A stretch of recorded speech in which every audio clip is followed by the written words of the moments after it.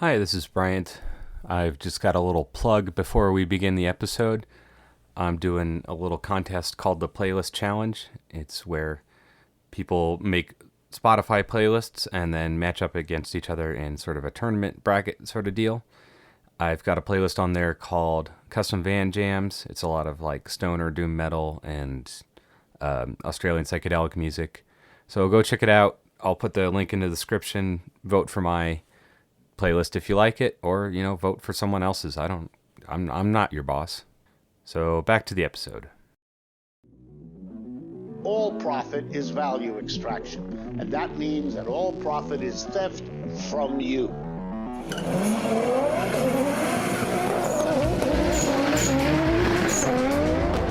Corporate America is on welfare, and we got to get them off welfare.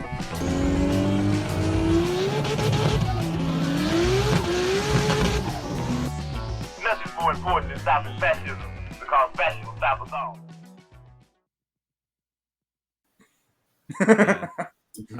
I'm a little tired myself. Yo, it's Sunday. That's the best day to be fucking tired because you got to go into work tomorrow. Good morning, Sunday morning. Sunday morning. Wait, are we recording? I'm not going to sing on a recording. I was quoting Nancy Pelosi, but I was go ahead quoting whenever. Republic Underground. Go ahead whenever you're ready. Dude, I'm not singing on recording. I have a terrible singing voice. Welcome to Cars and Comrades, the world's first leftist car podcast about leftist car stuff.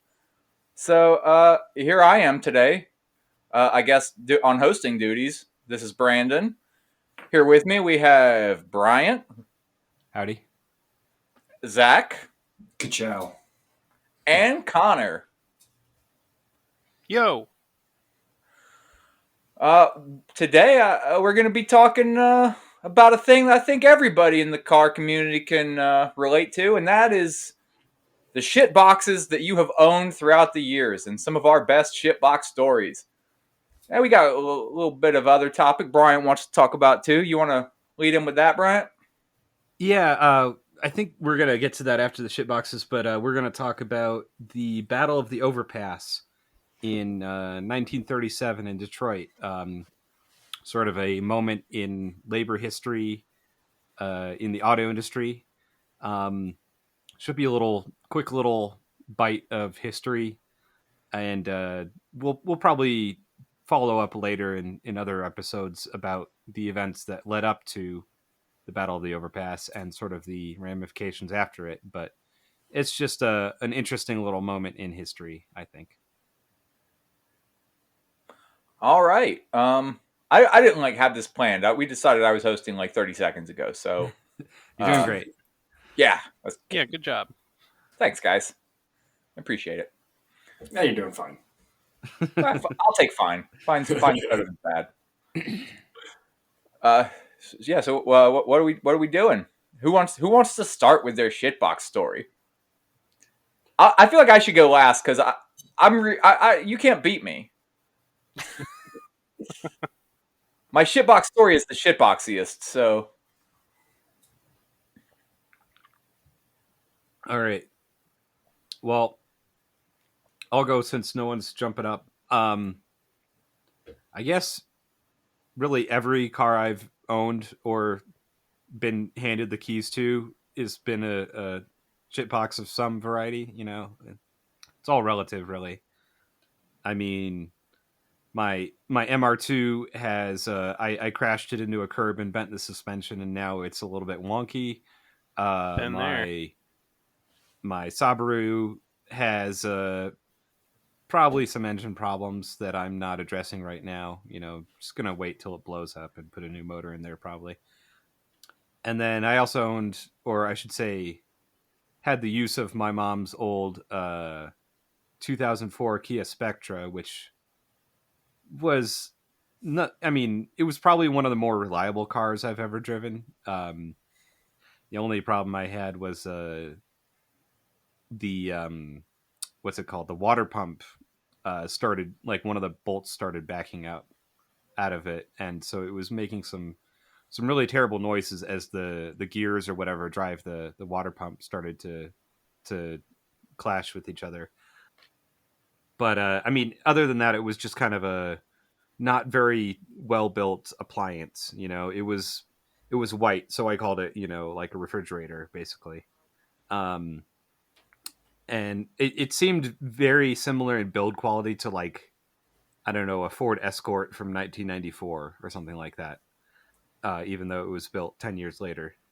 And the sheet metal was very thin, the paint was very thin and coming off in parts, and like the dash cracked, and like just bolts would like rattle loose and fall off of it on occasion. So yeah, not the greatest quality product. I understand that Kia has gotten better. Well, maybe relatively. Debatable. Yeah.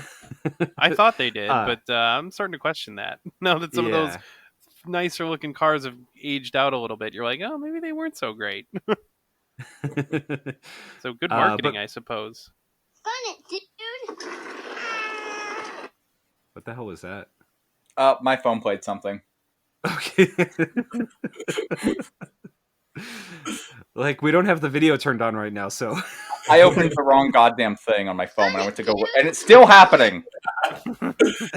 I thought it was like a radio show thing where play a little soundbite for. No, apparently, if I open my phone at all right now, it opens on a video that plays automatically, so I can't even like check what I just got sent. So, fuck my phone for a while, I guess. yeah, just smash it with a brick. But yeah, so probably the most hoopty car I've ever had was my 95 Mazda Miata. When Which I is got it, not a sports car, by the way. oh, it's definitely a sports car. I mean, Yeah, it's a sports car. yeah, it fits all the I mean, I guess definitions. Demolition Derby is a sport, so fair enough. All right. Okay. Well, maybe this particular one was not so much a sports car, but in general, yeah, okay. Like, when I got it, like the door locks did not work. The guy I bought it from lived on a farm and had an electric fence that he could put around it, so he didn't really need to lock it. But I was like, I should probably put locks on this thing that work. There weren't a lot of straight body panels on it. Definitely not when I sold it. And it was all kind of like faded black, mostly rattle can paint. When I got it, it had a hard top, which are pretty pricey nowadays. Like, Yeah, that's awesome. but I ended up selling it to pay some bills because I got in some financial trouble. And you owed a bunch of guys named Bill money. Yeah, I had some bills to pay, and then I had just the convertible top, which had some issues. It had seen better days, so I, where it had some cracks and tears in it, I took a sewing needle and some dental floss and stitched it up, and then smeared some like window caulking over top of that, and then spray painted it to match the color of the rest of the top. That sounds like a pretty good fix to me. Yeah, I mean, it worked pretty good actually. It's not just good; it's good enough. Yeah. and then the rear window, the plastic vinyl rear window cracked and faded and was all kinds of terrible. And my one coworker who believes that the earth is flat was Hold on. Whoa. Whoa. Have I not Say mentioned that him? part again. Yeah, so my one coworker, I won't mention his name, he's a little bit weird. I don't know, man. Normalize shaming flat earthers. Yeah. What? We're not horizontalists here. We're not into the flattening of hierarchies. Come on, guys. Well, I'm not saying you can't shame me for being a flat earther. That's fine. Okay. I'm not really that. I'm not that. I don't believe in the third dimension, so I don't. It can't be flat. It's a single point. There you go. So this guy's a little weird. He's Burning Man type guy, and he was building a geodesic greenhouse in his backyard, and he had some vinyl left over, and I was like, great, cool, I'll buy some from you. And then I glued it in, cut out the old one, glued it in. And then like a few months later, it was winter time. It was probably like, I don't know, 10 degrees outside. And I had just scraped off the windshield, and I took the brush or the scraper or whatever, and I threw it into the back of my car, and the vinyl window just shattered. So so after that, it was held together with clear packing tape until I sold it. What else was wrong Fun with fact: that thing? clear packing tape is what's currently covering my my headlight in my actual quote unquote nice car. Yeah, It's great. yeah, it's great stuff. Let's see what else was wrong with it. I was gonna turbocharge this car, and then I was like, yeah, that sounds like a lot of work. I don't really actually want to do that. Mostly because I did a compression test. I've heard Miatas do not take boost very well. Oh no, they're great. Like the first and second gen, the motor that they used was adapted from the what is it, 323 turbo or whatever the trim level is for the Mazda 323 turbo. So like I know the first gens have, you can just undo a bolt or a plug or whatever on the side of the block, and you get pressurized oil to plumb to the turbo. And then I think they might have even had a drain plug in the pan. I don't remember that. I thought I can't remember which motor it was, but it was like either the 1.6 or the 1.8 was like kind of really sketchy when you started trying to boost it. Like they just were not meant to handle it. But I don't know, maybe I'm wrong. I mean they're kind of limited. Like stock internals, you can go up to maybe 250 horsepower on a 1.8. Any more than that, you gotta put in pistons and rods at least. Yeah. But they're pretty stout. Like they have engine oil squirters or piston squirters, whatever, where it shoots oil on the underside of the piston to keep it cool. So that's and they're pretty low compression engines for what they are. Gotcha. So like I had it kind of worked out and like what kind of parts I was going to use, but like I did a compression test for the motor, and it was like, I think one cylinder was like 80 psi. So it's like, yeah, I'd have to like probably take this engine out and replace it, and the rest of the car isn't that great.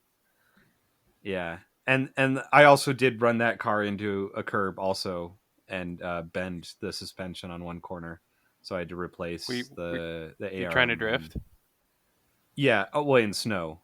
Yep. Yeah. I've hit a few curbs, so yeah, I know it. It's you get used to it. Yeah.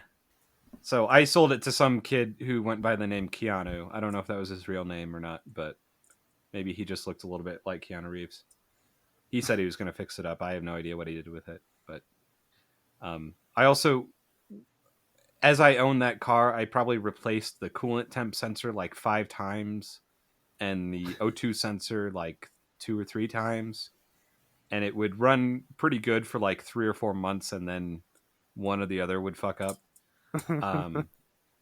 So I think I might have said this in a previous podcast, but don't buy the cheapest part that they have on Rock Auto and expect it to last any length of time.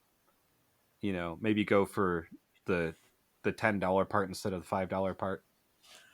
But I don't know, man. Last year, my buddy did a bunch of suspension work on his Mustang with Rock Auto parts, and they lasted clear into last week. That's pretty good. Yeah. Yeah, he got over a year out of them. Yeah. So, and another problem I ran into was, I guess the early 95 cars had a unique engine computer. So like the 94 had a different engine computer and the 96 had a different engine computer, and there wasn't a whole lot of support for the 95. So I got a Megasquirt ECU, which if anyone wants to buy a Megasquirt, hit me up, I'll sell it to you. Oh, actually, now that you mention it, I don't. Yeah, I know. Yeah. Computers have no business in cars. Sure. I'd push back on that. It's definitely helpful if you want to have a turbo. Like carbs and turbos, not the greatest combination. But I mean, there's ways of making that work, I guess. But yeah, so I was gonna do that, and then I'm like, well, fuck, all of this wiring is totally different than anything that anyone has online.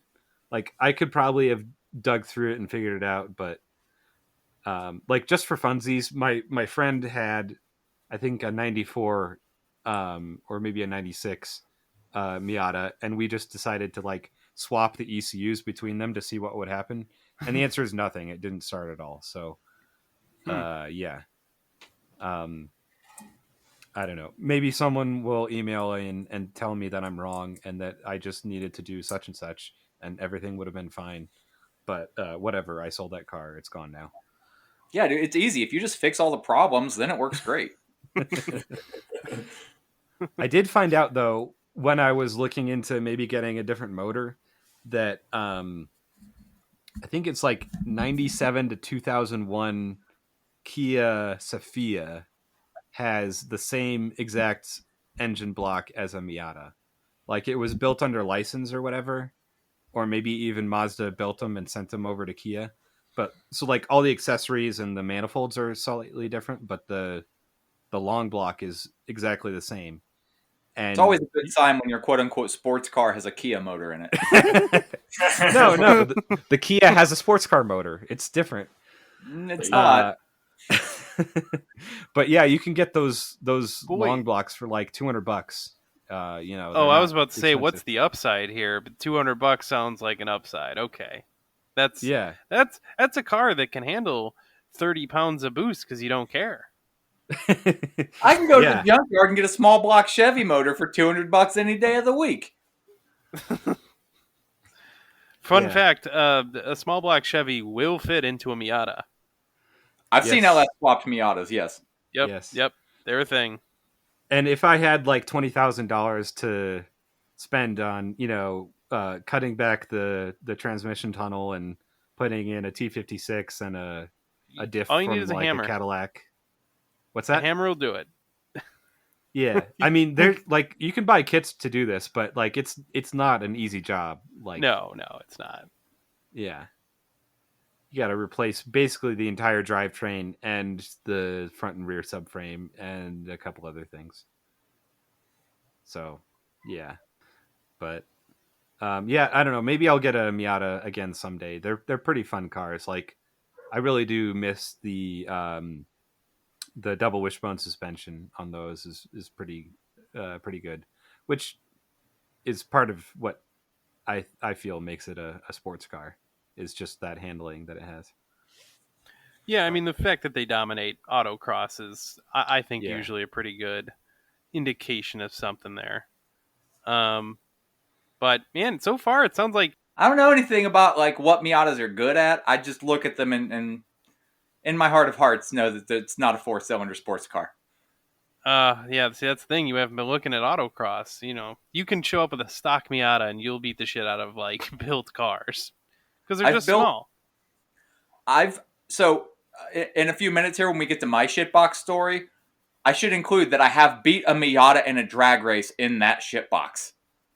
Well, anything could beat a Miata in a drag race. Out, pretty. Yeah, I'm fairly confident I could beat a Miata on foot in a drag race. Yeah, they're not quick straight line. There was one point when I was driving my Miata.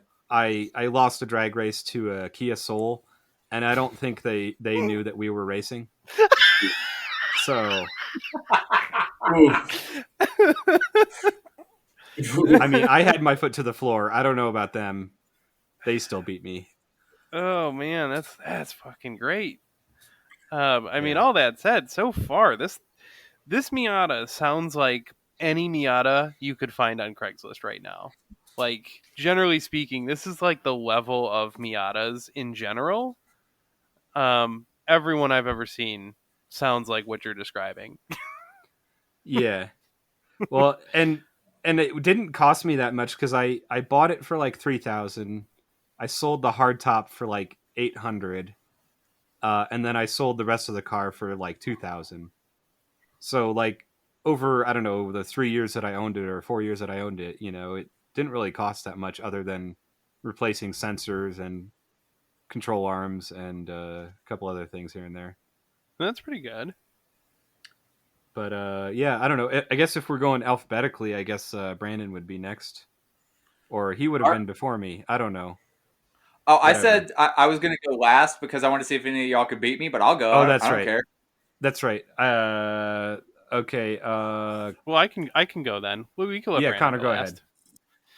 last. All right. So this is just. I don't know if this is going to be my worst shitbox car story because I've owned a lot of them, so they're all different in their own way. Today I'm going to talk about a car that I owned for, I think it was about 6 weeks before the transmission blew up. So I know that Bryant and Zach are both fans of Subarus. My partner's, she likes her Subarus as well.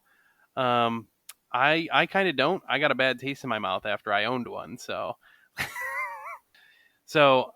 it was a few years ago. It was the last car I had before. Oh yeah, so this is more than a few years. So this is about 7 years ago. Ooh.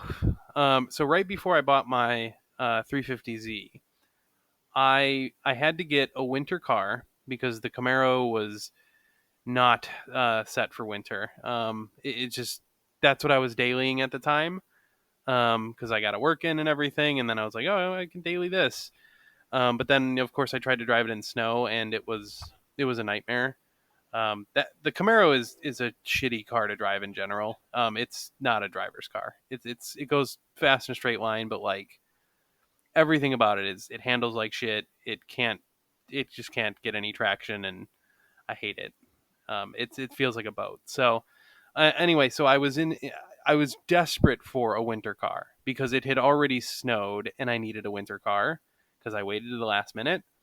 So a good friend of mine was trying to convince me. He's like, you know what, get yourself a Subaru. You can get a cheap one, and it'll be reliable. And it's like, if you take care of it and you maintain it, change the fluids and stuff, man, that car will last you. And I'm looking at stuff because at the time I didn't have much to spend on a winter car, so I needed a beater. I was looking in the under $2,000 range, and we all know that that's usually a bad start.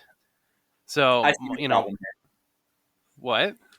I don't pay more than $2,000 for anything except my muscle car.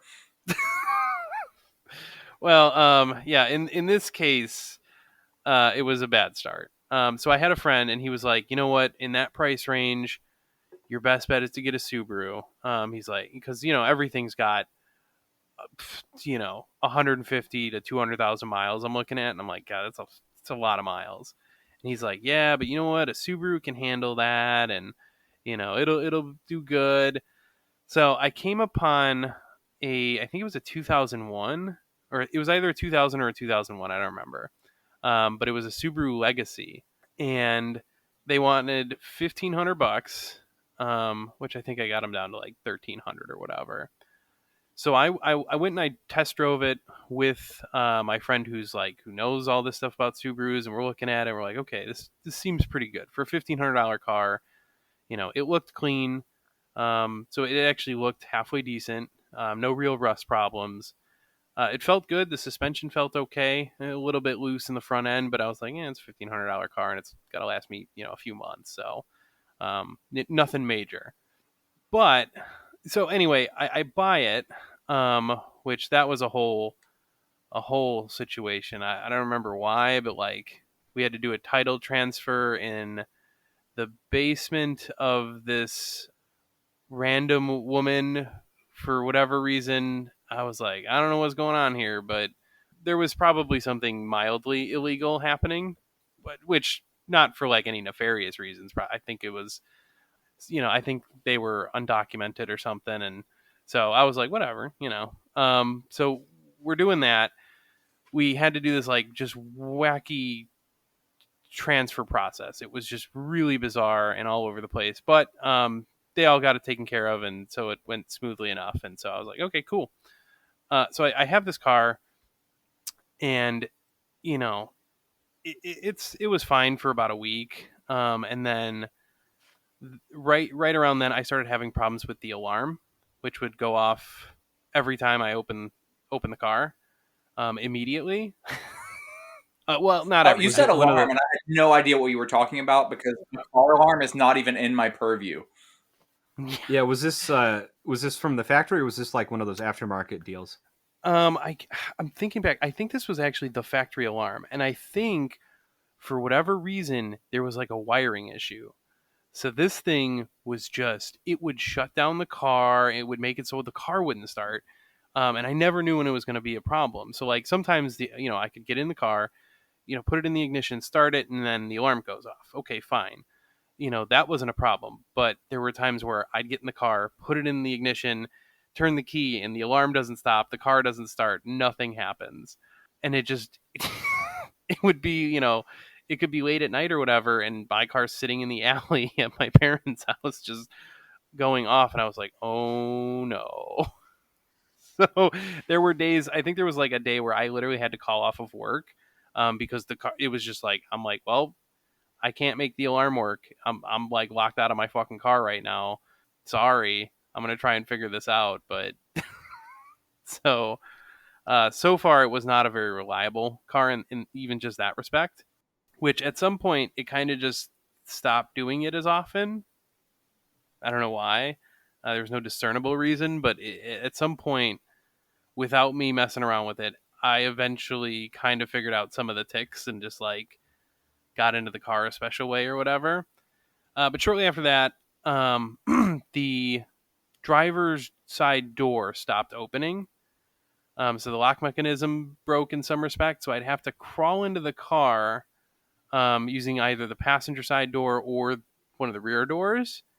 So that was fun for a while. And then I think the passenger side door wouldn't open from the outside. So like I had to like get to this point where I was crawling into the back of the car and then into the driver's seat for a couple of weeks. That was always just an obnoxious problem to have. Like, oh yeah, I'm gonna get in my car. I'll whatever. And then I'm crawling into the back seat and like, doing all this stuff. So it was that. It was the alarm issue, and then not too long later, about a month after I'd bought it, the the car started like shifting real funny. Like it would just not shift in time, and I was like, uh-oh. And then when it would shift, it would shift real, like it was like a soft kind of shift. So like it would shift, but then it would kind of like not have full power for a couple seconds, and then it would kind of grab a little bit better. And I was like, okay, well that's going to be a problem. I knew that like this, and it degraded very quickly. Like it just got worse and worse. It got to the point, so after about a week and a half, I'm like, this transmission is going to go any fucking day. I need to do something about this car. So my plan was, I started looking for other cars. I was looking at 350Zs. I found a shady dealership, like one of those used car lots that's like, just that looks like a problem. But they had a 350Z with like 100,000 miles on it or something that was in decent shape, and I test drove it. And on top of it, they would take my piece of shit Legacy if I could get the car there, if I could drive it there, and as long as it went forward and it went backward, they didn't say how fast. They're like, if it moves forward and backwards of its own power in our parking lot, we'll give you, I forget what it was. It was like $600 or $700 or something. So, of course, the plan was, I was like, this was like a Wednesday, and the plan was to bring it on like a Saturday. So like, I'm a few days away. I'm going to bring this car in, and I'm like, it's just got to go forward and backward. And then I'll get that money. Oh no. Yeah, it didn't make it. So it was like a Wednesday. I was coming home from work, and I'm going through this major intersection not far from my job. And I'm in the middle of the intersection, and just smoke. And the car stops moving, and I was like, "Oh fuck! Oh no!" So, it's rush hour, and so to get to this intersection, there's like you're sitting in traffic just to get to this intersection, and in the middle of the intersection, I almost make it through. I'm like 3/4 of the way through, and the car is just it is down to nothing. I'm going about a half of a mile per hour. Just it's I'm revving to 5,500 RPM, smoke billowing out of the fucking car, and I'm trying to make it into this Walgreens parking lot. Like the driveway is like right there, and I'm like, it's barely going. I am revved all the way through, and I'm like, there's like a small little incline to get into this parking lot, and I'm like, I don't know if it's gonna make it. And sure enough, it didn't quite make it under its own power, so I did have to get out and push it by myself. Meanwhile, there's cars like trying to go around me and everything, and I am just making a problem for everybody as I kind of just push it a little bit into like the first parking space I could get into, and then of course I got it off the road and whatever. But yeah, the car lasted 6 weeks, and the entire 6 weeks was just every problem. It was very annoying all the time. That alarm issue would happen at work, which was always fun because like that wasn't ever embarrassing when I'm like at work, at lunch, and just my car's in the parking lot. Sometimes when I wasn't anywhere near it, there was times where I had to get up from my desk because I could hear the alarm going off in the parking lot for no reason. So it was, it was quite a shitbox. After that, I was like, yeah, and it didn't have that many miles. I think it was like 120,000 miles on it or something. Like this was just a lemon. I don't think I'm not going to let it reflect entirely on Subaru, but I'll tell you, I'm a little more skeptical of Subarus these days. So it was, and my friend who was like all about it, I looked at him, I said, never again am I listening to this horse shit. And he's like, it felt fine when we drove it. How were we supposed to know? I said, no, it's just the way it goes sometimes buying a used car. But yeah, I was desperate for a winter car, and that didn't work as one. And then a little while later, I bought a 350Z because that was a better winter car. Yeah, definitely. The best winter car is the car that you can drive during winter. Yeah. That's pretty much. Yeah. Fuck it. So that's the story of that one. It was a lemon the whole time. It was kind of funny though. I mean, it was embarrassing and stupid, but like, I don't know. It was kind of funny. It was a fun little hoopty. So did you scrap it, or did you get someone to buy it from you? No, I did scrap it. I got like $250 for it or something. It was kind of pitiful. Okay. I was really hoping for that real, trade-in value, but anyway, it worked out in my favor. I got less money for the piece of shit car, but I ended up, I found a better deal on a 350Z. So for a little extra money, there was a guy who was in my pool league. So we were on the same team, and he had a 350Z with 60,000 miles, and I knew he babied the car, so I actually ended up buying that one instead. Cool. Yeah. So it worked out in my favor, but yeah, that was the car that like lasted the least amount of time. I was like, damn, this really was fucked up. Yeah, that is a real hoopty. Yeah. Yep. Nothing. Got nothing on me. Let's see what Zach's got. Yeah. I can tell by the throat clear that this is fucking serious. Oh yeah, very serious. I was actually going to talk about my 2001 Subaru Legacy Outback, but in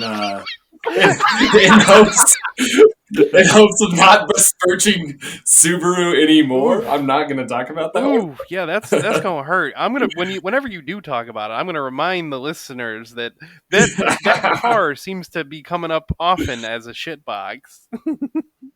That would I don't think mine can compare to how bad that one was. So I'm gonna go a different direction with mine.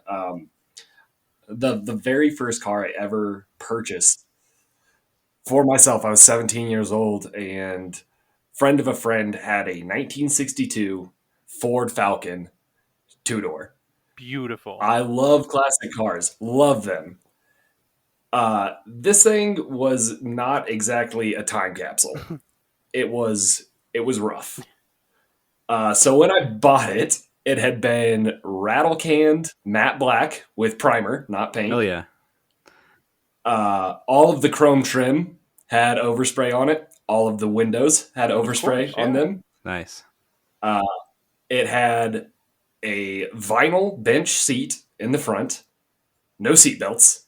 Who needs those? No power steering. No power steering, no power brakes. Yeah, it was great. It also had. You're describing like my regular vehicles.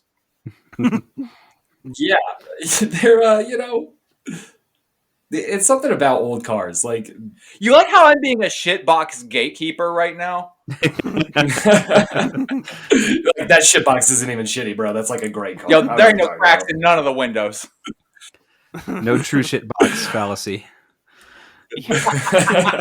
Oh, just give me a minute. Yeah, no. So it had the massively powerful 144 cubic inch straight six. Ooh. Nice. In it. Yeah, with a split header. So if you're not familiar with that setup, 3 cylinders went into one collector, the other 3 went into another, and it had dual exhaust, baby. Yeah. Oh, that sounds like quite the option. Oh yeah. I don't know that was factory, because the exhaust had cherry bombs on it that cut off right behind the front seat. Yeah. It was pretty deafening to be in the back seat.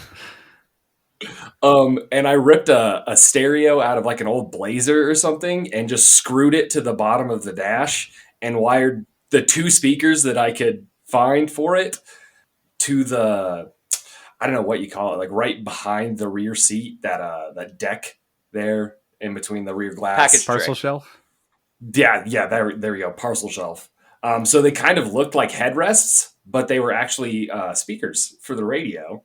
And I would have that on full fucking volume so I could hear it in the front seat. So riding in the back of that car was not pleasant for anyone.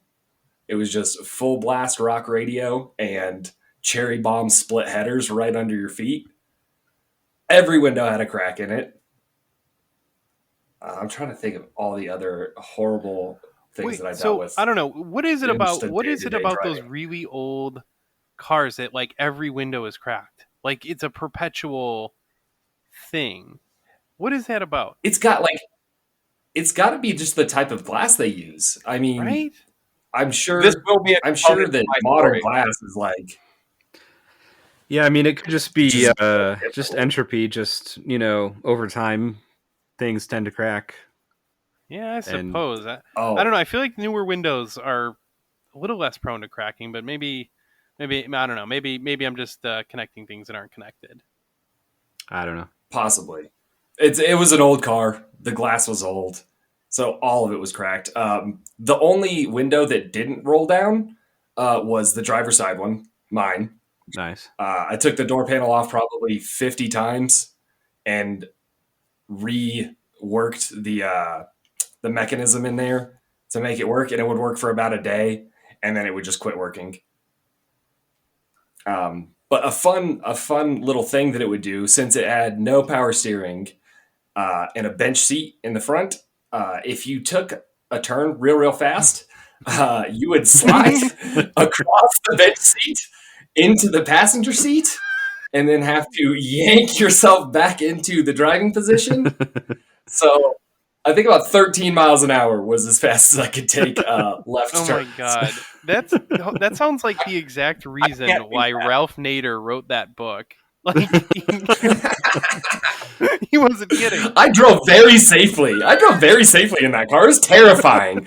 I constantly thought I was gonna die. Zach, was that 144 cubic inch motor actually capable of going much over 13? You know what? With a little bit of tailwind and a downhill, yeah, it could break 13. Okay.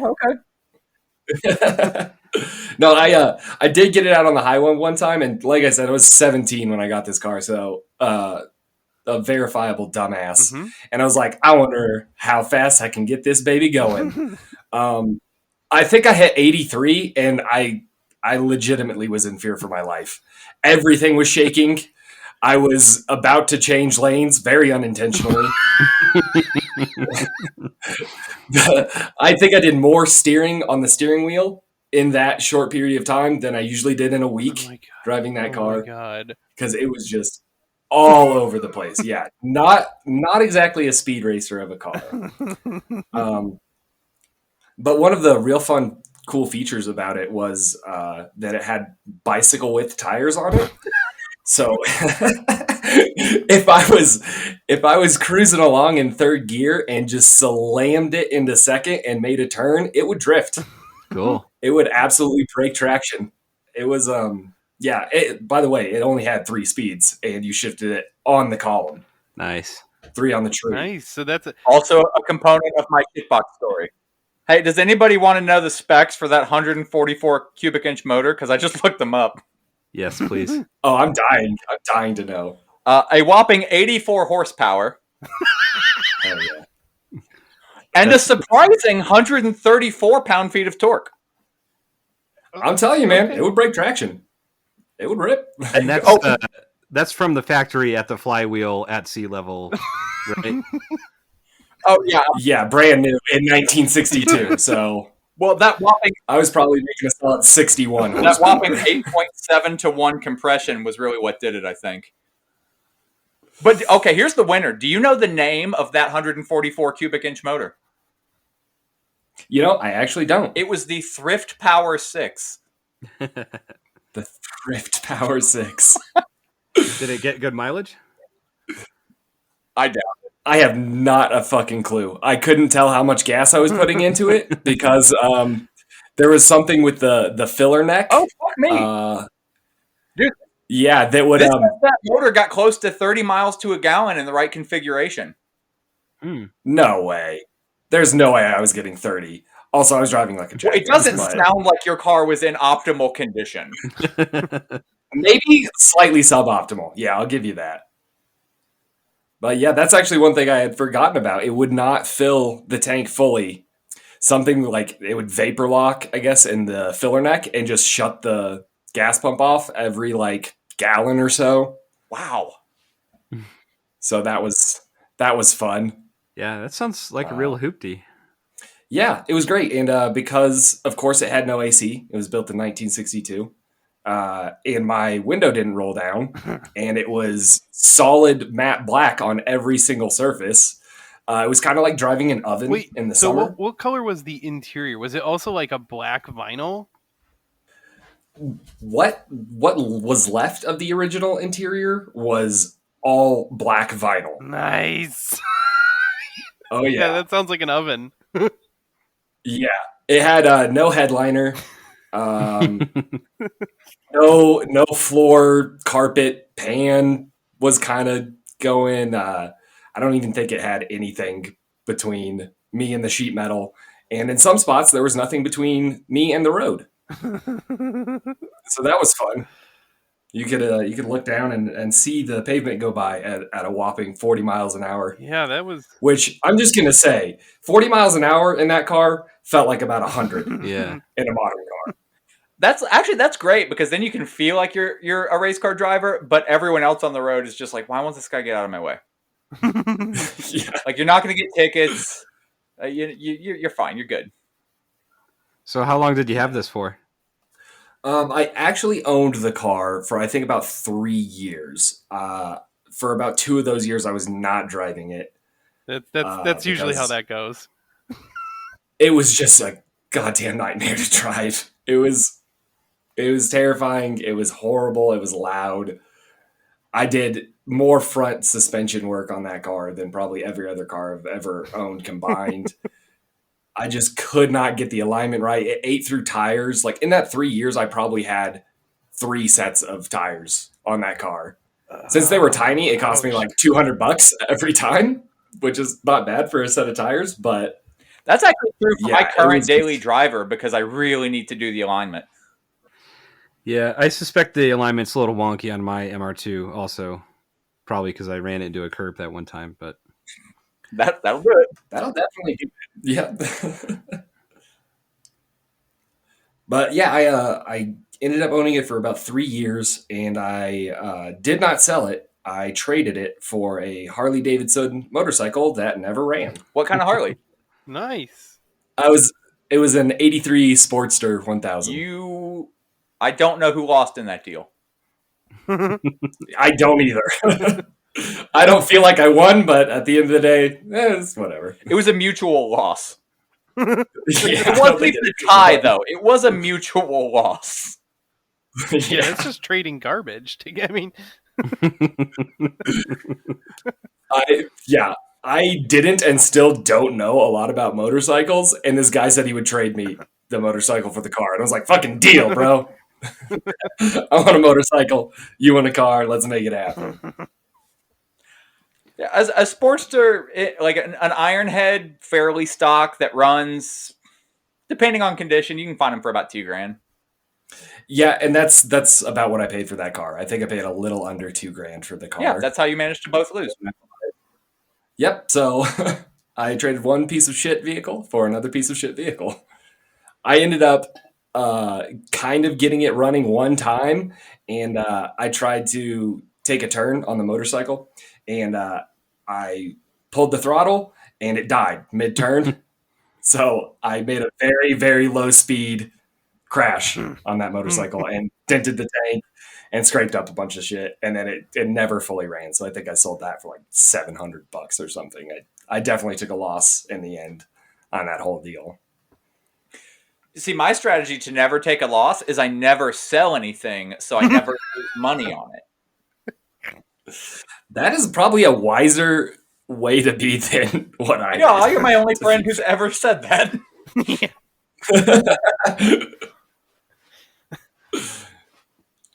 One of my best friends once told me he never understood how people started junkyards until he met me. Yeah, it becomes a natural decision after a certain period of time or a certain number of cars that you have.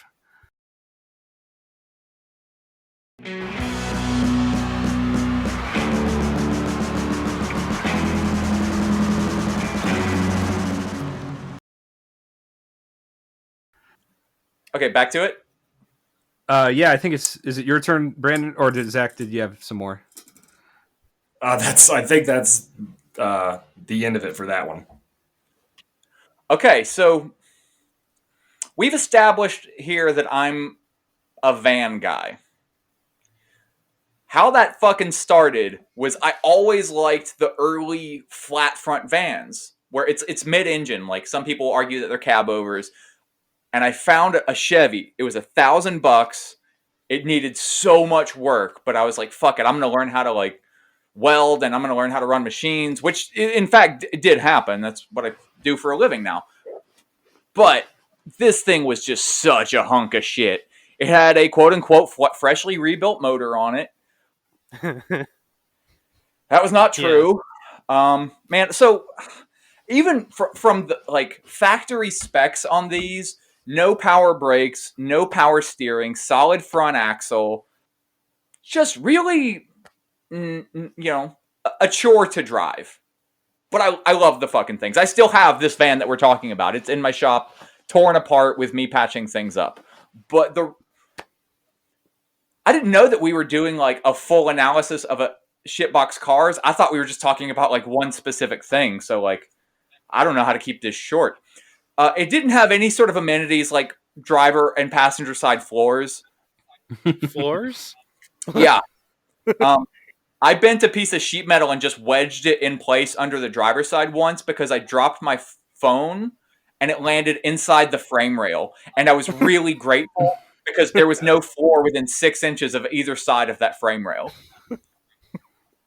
What luck. It had no interior. The seats were actually bolted down by 2 bolts, so they would rock. That's all you need. Yeah, I mean, yeah, like it rocked. It would do burnouts. To be clear, it would do burnouts. It was a 3 on the tree. So I learned to drive it. Like when I bought it, it didn't have it wouldn't it didn't have brakes, so I didn't know how to do that at the time. I took it to someone to get the brakes done, and when they called me to come pick it up, I learned how to drive a 3 on the tree because he was like, "Can you get this home?" And I'm like, "Yeah, no, I'm fine. I got this." And so I learned in his parking lot. Yeah, one time I shut the door, like the driver's side door, and the glass exploded everywhere. So I took a piece of plexiglass that I found in the trash at work, and I cut that into the right shape and wedged it in place. Let's see. There was a really gnarly leak in the top of the A-pillar, which when water runs down the A-pillar, that empties out directly onto the fuse panel. Wait, is that the design from the factory, or is that just a? Well, they don't want water getting into the engine or something. Okay. Yeah. So the wiring, it might not have been the worst part, but it wasn't the best part. By the end of, Jesus Christ, at some point, I decided that I was going to swap everything over to a different fuse panel because most of the tabs that would hold fuses in were broken off from having rotted. There were constant shorts. Most of the electrical components that were there at some point had been removed anyway. It was mostly the bare minimum that was required to have the engine running and the lights on. Most of the lights. So I put in another fuse panel, like a little like $30 like hot rod sort of unit. And my plan was every time I had to do electrical work, I would just find the circuit and swap it over to the new fuse panel, right? Sure. That sounds logical enough until you have done 2 or 3 circuits and realize that what you actually have is just an insane bird's nest of wires that are all in black and red because you're poor and only own 2 colors of wire. So eventually it got to the point that to start it, I just had to turn the key and then climb under it and bridge the starter with a screwdriver. This was literally a routine that I had to do about a third of the times that I started it because I never found the wire from the ignition to the starter that was grounding out. So I would climb under it twice a week on an average. I did actually eventually bend a piece of wire so that it would like wrap around the engine sort of, and I could hook it on one screw and pull it up and it would start it that way. That's ingenuity right there. Let's see. The back doors had so much rot in the cab corners and the actual structural parts of the rear body had rotted in half so that if I hit a bump really hard, my back doors would come open. Which happened going down the highway several times. So don't keep anything valuable in the back. You'll be fine. I once decided to drive this to Georgia to visit my family. That's an 800-mile trip. And I made it so 1,600-mile round trip, and I made it every bit of 1,400 miles of that trip in that van before I broke 3 rings and a rod. Ooh, ouch. Yeah, I had recently on the supposedly freshly rebuilt engine. Well, I had recently put a new intake and carb on it, which I get is not like a massive improvement for any motor. Like best case scenario, like without a cam, like what are you going to do really? But the first gear on those is so short because they were like work trucks that I could pick up the front passenger side wheel at that point. If I dropped the clutch, it would pick up a wheel. Nice. Yeah, but it also ran hot as fuck because the carb that we put on was too lean and I didn't know how to fix it at the time. I still don't know how to work on Edelbrocks, but so it overheated and blew up everything. Also worth remembering is in the winter it sucked because there was no floors and it just leaked air everywhere. So you were just free. Oh, there was no heater in this, by the way. Or obviously air conditioner, but the heat didn't work. The heat sort of blew ambiently, like because there was no like ventilation or anything, and where it would dump out was directly into a hole in the floor. So it's heating the outside real well. Yeah, but in the summer was where it really shined, because the summer is where, again, the placement on the engine for these is between the driver and passenger between the driver and passenger. It's about a foot behind you, and there is no insulation in the engine cover. It's called a doghouse. There's no insulation in the doghouse, so it is just cooking you the fuck alive in the summer. So that was the design. So it was designed that. I mean, they didn't think to insulate that. First of all, cool. Well, I mean, from the factory, it probably had insulation. Oh, okay. It was gone. And also, I don't know this for a fact, but I'm not sure that they ever came with factory 350s. And the radiator placement was definitely a bummer and way too small. Like, I nowadays I have this thing so that it'll run cool. Like, it runs at 160 degrees. I need to put in a trinary switch to like turn it on and off. I have a huge aluminum radiator in it and electric fans. But before that, the radiator just it was cooling off like almost directly into the cab, it felt like. And because it's in the middle of the van, it's an enclosed box, so there's not a lot of good airflow. So the heat wants to radiate upwards, and the cover for the engine fits so poorly because it had been beat on and just fucked up that heat just pumped directly out of the engine bay and into the cab. It definitely had exhaust leaks that fortunately would come into the cab and then out the floor of the van. So you have to keep the holes in the floor to get the exhaust. It might have been the only thing keeping me alive. Yeah. Oh. And that gets us to probably the sketchiest thing in this van. So we're just now getting to the sketchiest part. Gotcha. Okay. Yeah. So because of the way that these are built, the throttle, like the pedal, goes to a linkage that pushes backwards and reaches a pivot point that then goes up 90 degrees to another pivot point that goes forward and connects to the carburetor. So this is like before they invented throttle cables or something. Yeah, I'm actually, like, one of the things I'm doing to it as I'm rebuilding it is I'm getting rid of all of those brackets and linkages and going to a cable. There were cars that were starting to run cables in this era because it's a 69, and some cars definitely had that by the mid 60s. For some reason, they didn't think that that was a better system than several like long, thin linkages.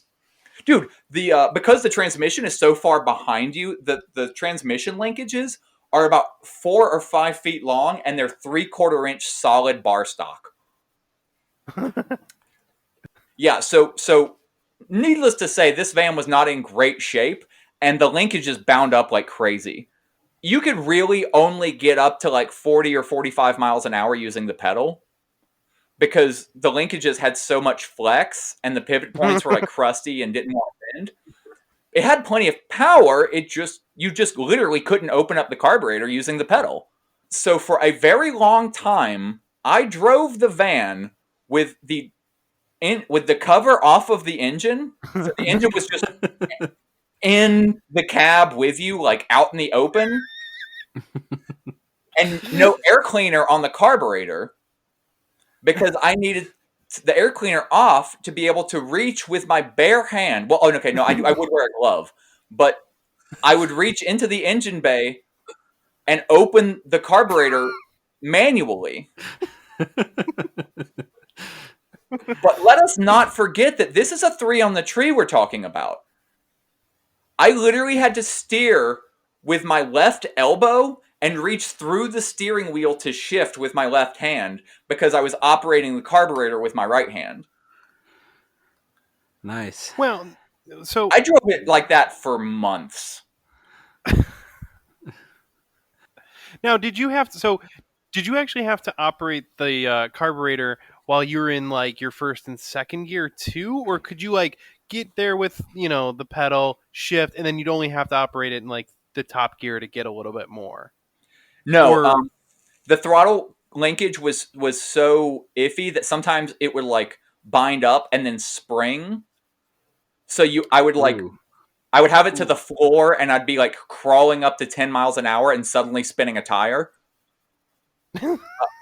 So for good measure, what I would do is I would kind of use my hand to dampen the throttle under those circumstances. So I was using my foot to assist, but I was really doing the fine controlling with my hand. Oh my God. Yeah. Could you also, spit a mouthful of nitromethane fuel into the carburetor from the driver's seat that way? In theory, yes, fully could. Okay, that's handy. At some point, Brandon, you still have this van, right? Oh yeah. Could you show us at some point a picture? Maybe we can share it or something. A picture of how this looks, of how you would actually operate it. So, like, how you would hold the steering wheel and the carburetor at the same time. I would love to see that seating position, personally.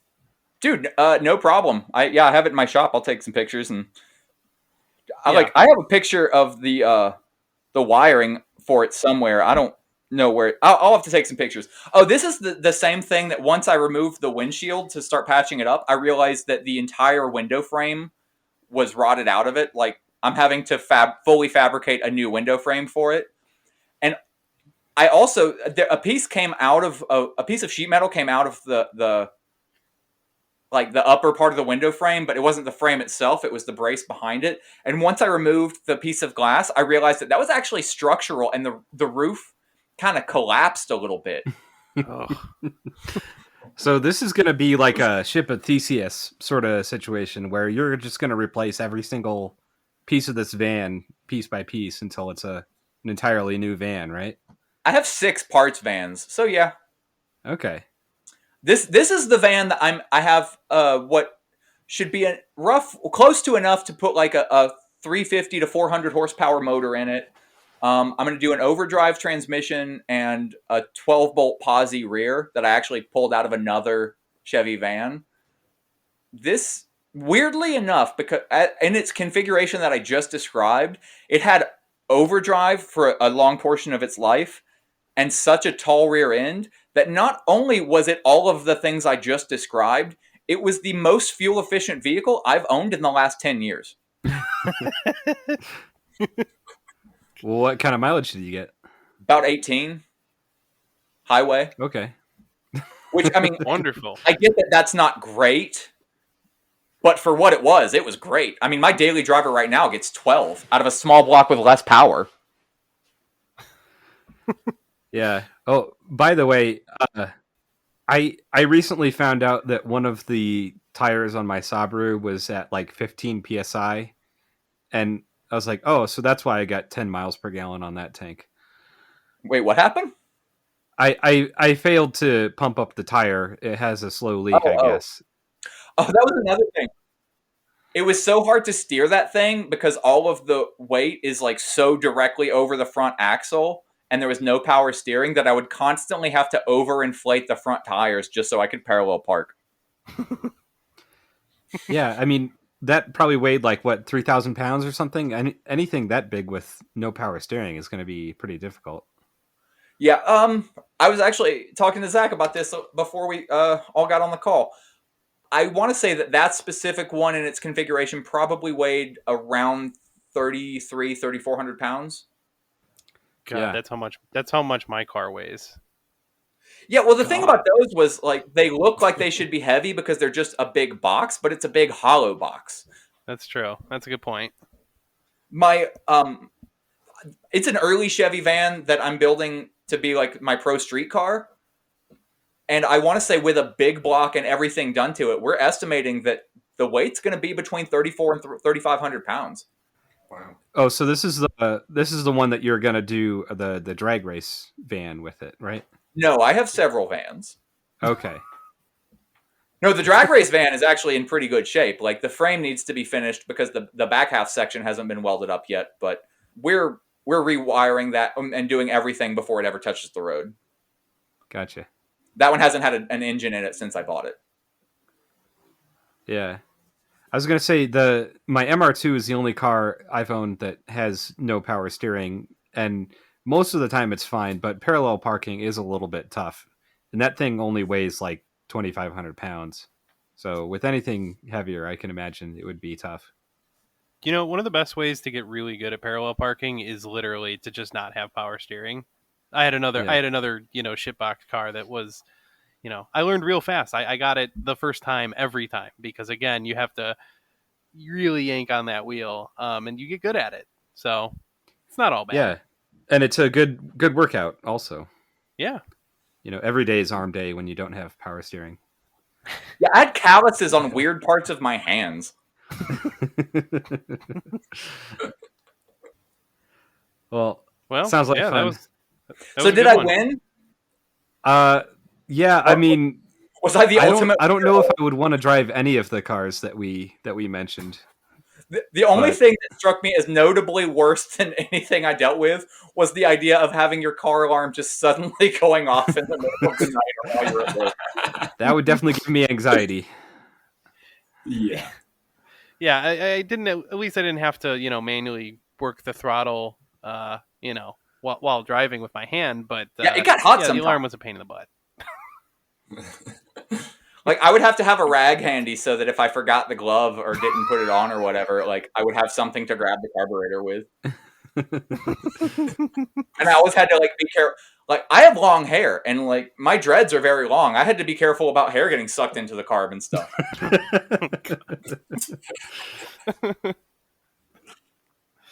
All right. Well, that was certainly that was a good one.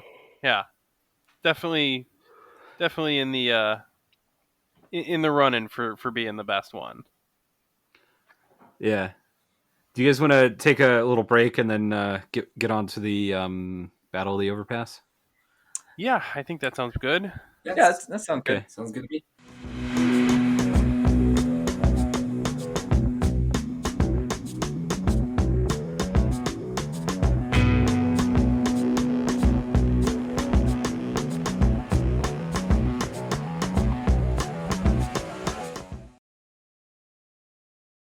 Is everyone here? Is Zach here? Yeah, I'm here. Yeah, we're all here. I'm just going to mostly read from this article here with a little commentary. All right. So, in 1937, Walter Reuther and his United Auto Workers Union had brought General Motors and Chrysler to their knees by staging massive sit-down strikes in pursuit of higher pay, shorter hours, and other improvements in workers' lives. So we'll probably do episodes on those strikes in the future. But when Reuther and the UAW set their sights on the Ford Motor Company's River Rouge complex in Dearborn, Michigan, Henry Ford made it clear that he'd never give in to the Union. So I'm sure we've talked about this and we'll talk about it in the future, but Henry Ford was a evil fascist piece of shit and racist as well. Yeah, no friend of labor. Definitely not. Fascism and racism tend to be two sides of the same coin. Yeah. So on the morning of May 26, 1937, the Detroit News photographer James Scotty Kilpatrick was among a crowd waiting for the shift change at River Rouge, which employed 90,000 workers. Around 2 p.m. that May 26th, Reuther arrived at the Miller Road overpass at Gate 4 with an entourage of clergymen, representatives from the Senate Committee on Civil Liberties, and dozens of women from UAW Local 174, where Reuther was president. The women wore green berets and carried leaflets reading "Unionism, not Fordism," which they intended to hand out to departing workers. And just as an aside, Fordism is kind of, I'm not sure exactly what they meant by this, but generally speaking today, it's sort of an idea where the boss or the owner of the company is sort of like an enlightened despot, someone who is doing their best to provide a good working environment for the workers just out of the benevolence of their own good heart, not and it also sort of is seen as appeasement to avoid unionization efforts a lot of times. Well, it's like an established phenomenon that you have to at least give people enough to prevent them from getting all uppity and shit, you know? You can't have people starving to death because you're not even paying them enough to eat, or collapsing because you're working them for 36 straight hours. Like, you got to give them just enough. And unions obviously want more than that, but a smart boss will give people just enough to shut them up and not one thing more. Smart here in scare quotes. And then use the good press from doing that, which Henry Ford, we all know, did. We all hear about he paid his workers enough to buy the cars that they make, and you're like, Jesus. So $100, $100 telling everyone about it. Yep. Yeah. What was the company that did that recently? Which one? Yeah. No, I'm not kidding. Like 2 or 3 at least in the last year have made big press off of like making extravagant COVID claims and stuff, and then just not doing anything. It was Trump's entire MO. He was always talking about how he was going to give money to this person or that person, and then he just wouldn't do it. Yeah. Right. Yep. But there was some company recently that spent, gave like $5 million to charity and then spent like $50 million advertising that they did that. I might be getting the numbers wrong, but it was something along that scale. Even still, you're describing a thing that has been an issue with at least 2 or 3 companies in the last 6 months that like got press. Yeah. Okay, so they're there to hand out these leaflets to the workers getting off work. At the direction of Scotty Kilpatrick, Ruther posed for photographs with UAW organizational director Richard Frankenstein and a few other organizers atop the overpass, which was public property. So they had the Ford Motor Company signs in the background. Then Harry Bennett showed up with his entourage. And now there's a whole dollop episode about Harry Bennett. I think the title is Ford's Henchmen. And I think the guest was Matt Chrisman. So I would suggest listening to that episode. It's a really crazy story, how this guy came up and got his place in the Ford security forces. So Bennett, one of Henry Ford's right-hand men, led the notorious Ford Service Department, a private police force composed of ex-convicts, ex-athletes, ex-cops, and gang members. So they were basically just hired thugs that Ford had beat up workers who wanted to organize. Or I think in one case they gave gave a guy a ride, and they're like took him outside the factory, just pushed him out the door, and then kept driving. So they're doing all kinds of fun stuff like that. Yikes! No, that's it's wild to hear what they used to do to unionization efforts. It's wild to me that unions were powerful back then, and these were the tactics they used against them. And then today, it pales in comparison. It feels like so much less aggressive today, and yet unions are at their weakest point. I don't know. I feel like there's just something to be noted there, that just when with the stroke of a pen, people, the state can really change the playing field quite a bit. Yeah. Well, and I mean, nowadays you don't really need to hire a bunch of thugs to beat up people. Like, you can just call the police and have them do that for you, really. Yeah, like he said, calling a bunch of thugs. Yeah. So Bennett says, you'll have to get off of here, to the union guys. And Ruther replied, we're not doing anything. So then the infamous Battle of the Overpass was on. 40 of Bennett's men charged the union organizers. Kilpatrick called out a warning, but the security men pounced, beating the union leaders while reporters and clergy looked on. Kilpatrick and the other photographers began snapping away. Reporters accompanying them took notes while of what they were seeing. And on the article, you can see a couple photos from that in the midst of the beating.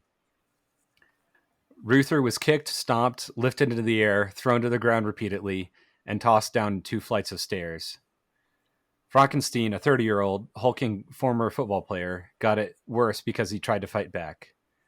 Bennett's men swarmed him, pulled his jacket over his head, and beat him senseless.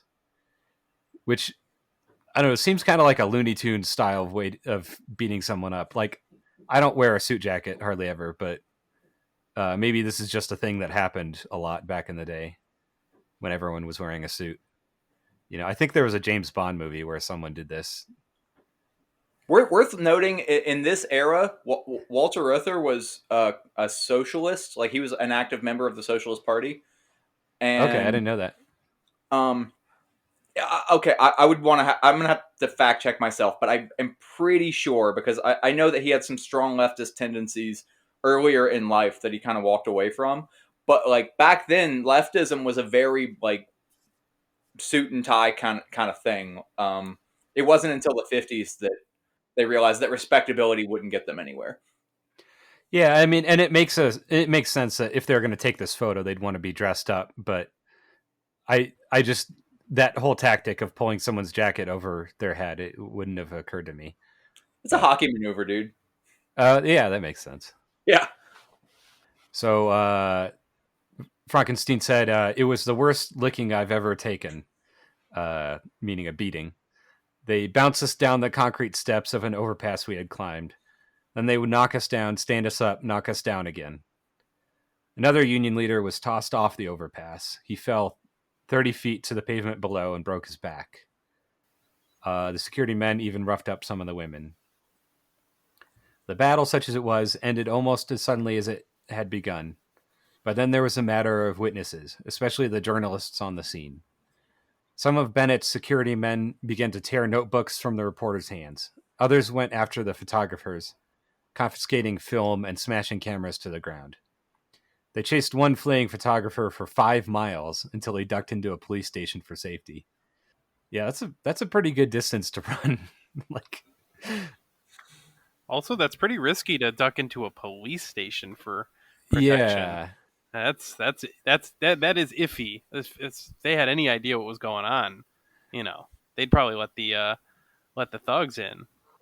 Well, I mean, that's kind of what happened with the drum guys in that other episode that we recorded. The drum episode? Yeah, wasn't there some complicity, some, what do you call it, shenanigans with the local police force and the UAW or something like that? To an extent. I mean, probably not any more or less so than there always has been. Yeah. Yeah. All right, so Scotty Kilpatrick fled too and made it to his car with just enough time to hide the glass plate negatives from his speed graphic camera under the back seat. When some of Bennett's men stopped him and demanded that he surrender his negatives, he handed them unexposed plates. So it did the old switcheroo on him. And I don't know if like glass plate negatives were commonplace in 1937. Like, they talk about other reporters using film cameras, which seems like, I don't know if Scotty Kilpatrick was just like a weirdo that liked old technology, or if the glass plates were somehow better or whatever, but I don't know. I'm not a photography nerd, so I don't know the answer to that. Let's see. Once Ruther, Frankenstein, and witnesses began to tell reporters what they had seen in front of the Ford plant, Harry Bennett issued a statement. The affair was deliberately provoked by union officials, it said. They feel naturally with her. They feel with or without justification. The La Follette Civil Liberties Committee sympathizes with their aims, and they simply want to trump up a charge of Ford brutality that they could take down to Washington and flaunt before the senatorial committee. So I want to say, I should probably look this up. I want to say that's Fightin' Bob La Follette or whatever, the senator from Wisconsin, I believe. Let me just look that up real quick. We can edit this out if I'm wrong. But yeah, Robert M. La Follette Jr., a Republican and Progressive Party senator from Wisconsin. He was a pretty cool guy. I don't know a whole lot about him. Maybe we can do a follow up on that. I do know that the podcast Tank Riot, which despite the name, they're not tankies, they're libs. They did an episode about La Follette, and I guess in Wisconsin they have something called Fight and Bob Fest every year. That's like some big festival celebrating this guy. I might have to check that out. I wonder where in Wisconsin. Near Madison, I believe. That's or doable maybe, for me. Yeah. So Bennett continues, I know definitely no Ford servicemen or plant police were involved in any way in the fight. And I just like imagining, I can't do the accent or whatever, but I just imagine this in like sort of a, Bugs Bunny gangster style, like Brooklyn accent from the 30s, Yeah. He says, as a matter of fact, the servicemen had issued instructions the Union people could come and distribute their pamphlets at the gates, so long as they don't interfere with employees at work. The Unionists, he said, were beaten by regular Ford employees who were on their way to work on the afternoon shift. The Union men called them scabs and cursed and taunted them. Dearborn police later said that the Ford Service Department was defending public property. Oh my God. Yeah. So a tale as old as time. So anyone who is wondering if what they've heard about unions is true or not, it's probably not. They lie. They lie about unions and everything to do with unions. They always lie. The companies do, yeah. Yes, sorry. Nowadays, a lot of the unions brazenly. Yeah.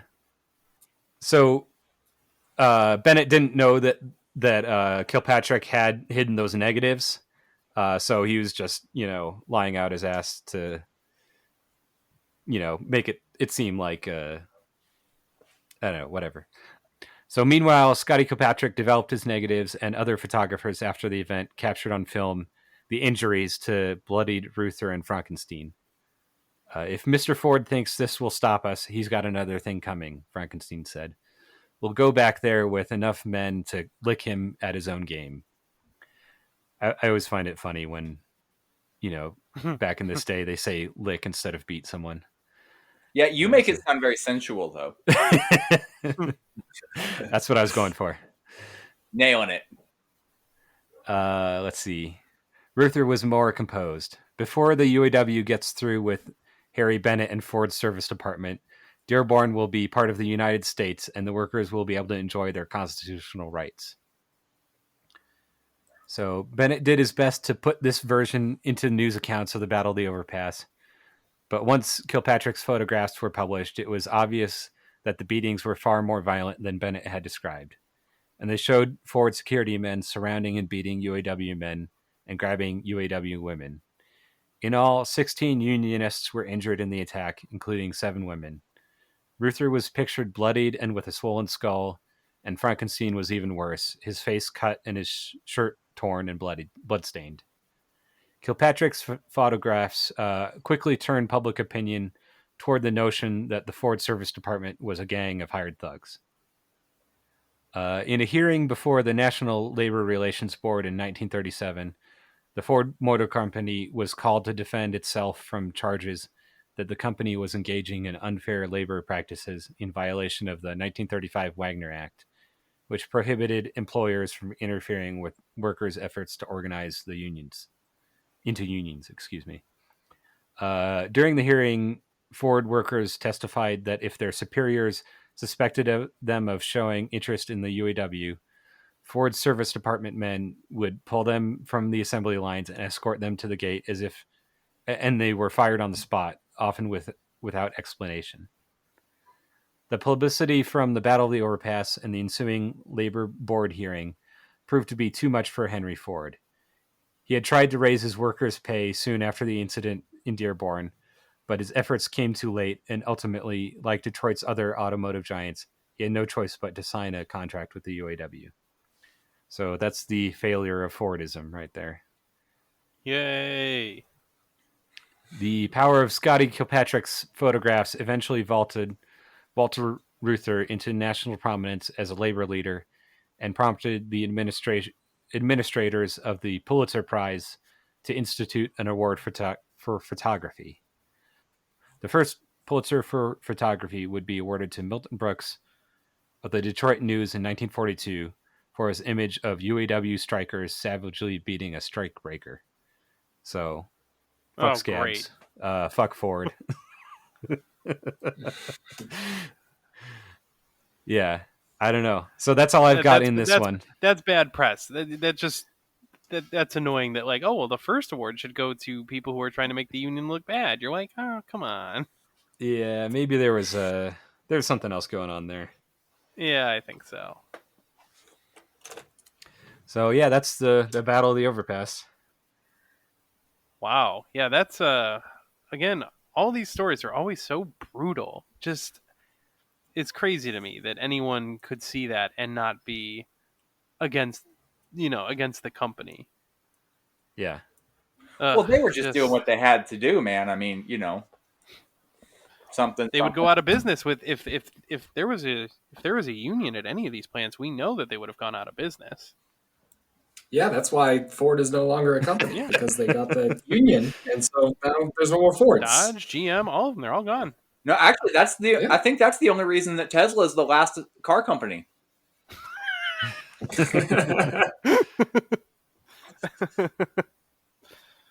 Oh man, yeah, that's that is just nuts. That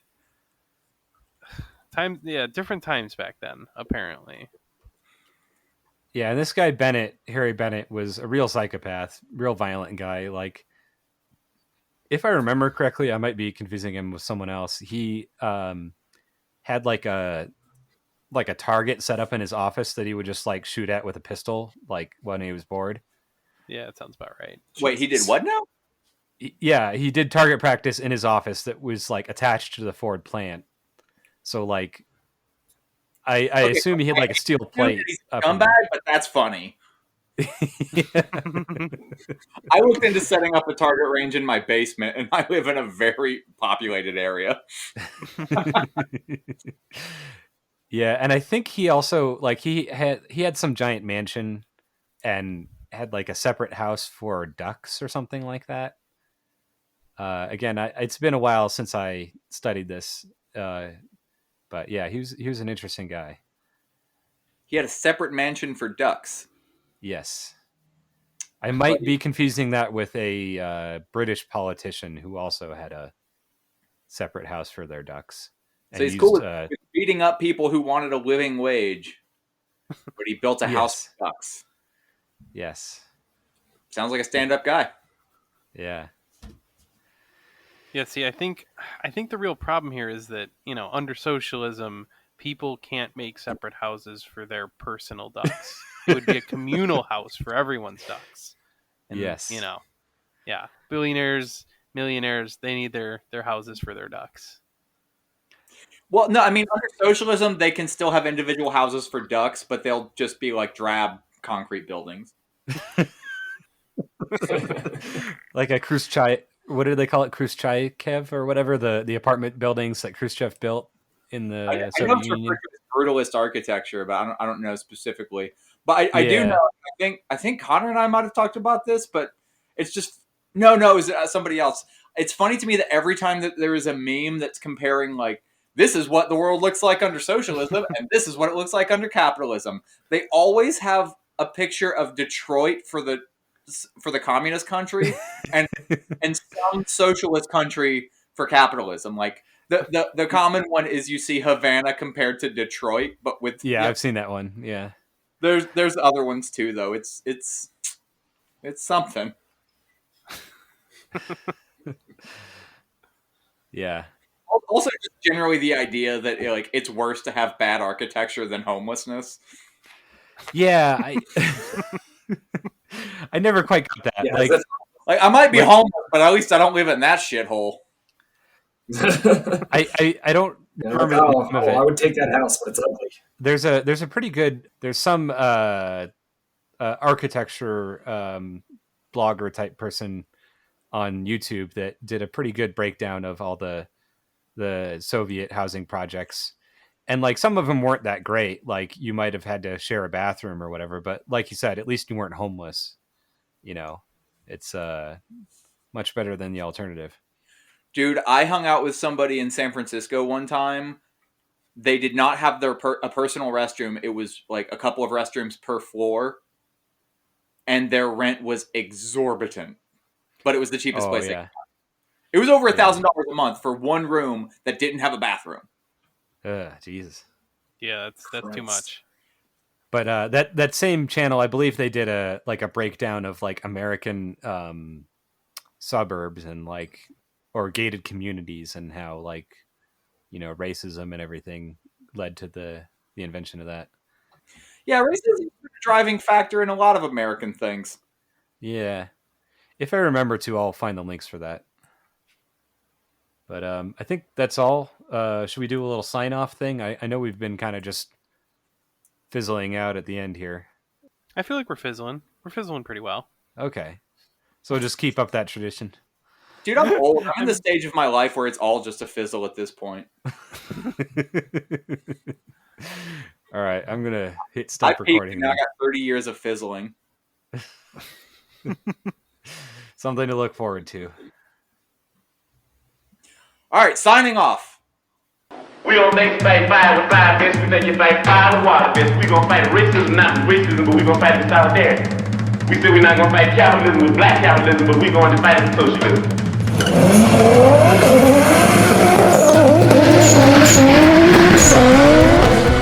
Amazingly, or not so amazingly, Cuba's crime rate is one of the lowest in the entire hemispheres. Oddly enough, it seems that when people have their basic human needs met, they're less likely to commit crimes. My calculations are correct. When this baby hits 88 miles per hour, you're gonna see some serious shit.